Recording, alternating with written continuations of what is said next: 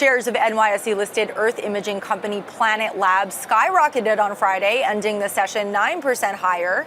But that's not the only reason why the company is making news. This past December, I spoke with CEO Will Marshall about everything from its more recent earnings report to building AI data centers in outer space. Take a listen. It's an excellent quarter of results. We were very proud of our efforts. So we reached over $80 million in revenue. That's our highest revenue quarter in the company's history, 33% growth over the prior year. We raised our guidance up for the full year by about 5% beyond what we had anticipated for this quarter results. We also indicated that we'll continue our higher growth rate into next year. So we feel very good about that. We were adjusted EBITDA profitable for the fourth quarter in a row, free cash flow profitable for the third quarter in a row. And it's the first time we reached Rule of 40, which meant a good balance between growth and EBITDA. I think this is all because the business is humming. We also sell satellite services for sovereign satellites to countries, and that business is humming as well. And I understand that Planet Labs is helping launch AI data centers in space.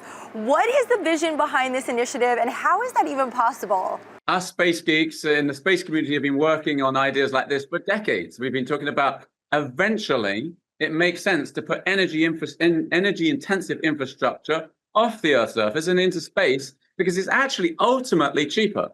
The barrier has been that launch costs and satellite costs have been so high, it never made sense to put all that stuff upstairs because of the sheer cost of getting it up.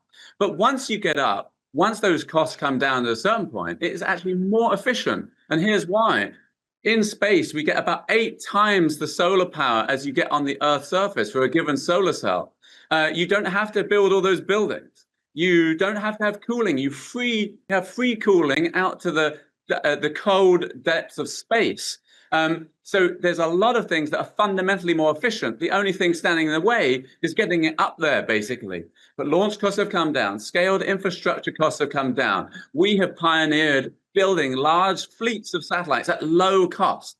There's basically only 2 companies in the world that have done that. That's SpaceX and Planet. Built hundreds and hundreds of satellites, launched them at low cost. And this has finally got to the point where it makes serious sense to start putting data centers in space. So Google approached us about potentially doing this because they have huge data center demands. They are running out of space. They can't build them fast enough for the demand. Space is the obvious place. It's finally getting low enough cost to do that. So what we're doing is we're doing a couple of tech demos. It's an early phase right now. We're doing tech demos where we will launch a couple of satellites to test the basic technology. We'll be taking their TPUs into space, seeing how they work, testing communications between 2 satellites, close flying in formation flying through space, so that we can test the formation of a cluster of these things that would ultimately become a data center in space. All right, and besides AI data centers, what is next for Planet Labs? Well, look, I think the most exciting thing is where AI is going on top of all of our data. We have imaged the whole Earth every day for the last 9 years. It's a deep stack, over 3,000 images for every point on the Earth's landmass.